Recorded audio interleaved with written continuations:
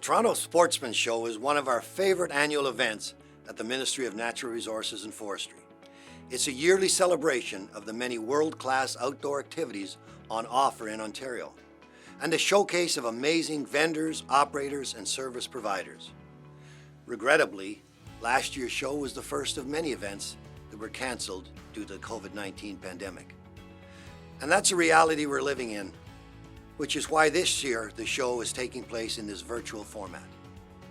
I want to thank the Toronto Sportsman Show for arranging this digital alternative, which still allows exhibitors to connect with visitors despite our current circumstances.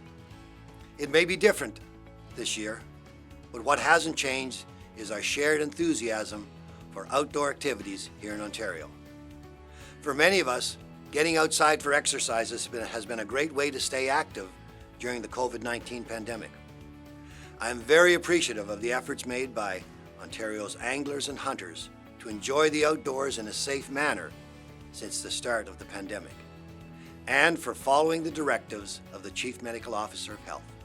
I also applaud staff in my ministry who have shown tremendous adaptability in providing critical services during these challenging times. Despite the challenges we've faced this past year, the Ministry of Natural Resources and Forestry has continued to expand hunting and fishing opportunities here in Ontario. We introduced a new selective harvest system and point-based moose allocation process. This will support sustainable populations and provide a fairer system for moose hunters. We've also implemented a new spring catch and release season for bass in Fisheries Management Zone 20. We established a regular annual spring hunting season for black bear and a new fall hunting season for wild turkey in Wildlife Management Unit 72. We're providing new Sunday gun hunting opportunities in Southern Ontario at the request of some municipalities. And finally, we're pleased to introduce new regulations that will make fishing for common carp more accessible in Ontario. Anglers are now able to use up to 3 lines when targeting common carp in Fisheries Management Zones 12 through 20.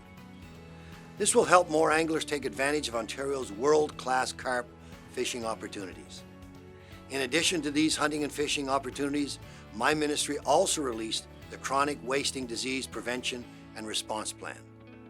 This includes new legislative and regulatory changes aimed at reducing the risk of this disease entering Ontario and to ensure we're able to mount a rapid response if chronic wasting disease is detected in our province.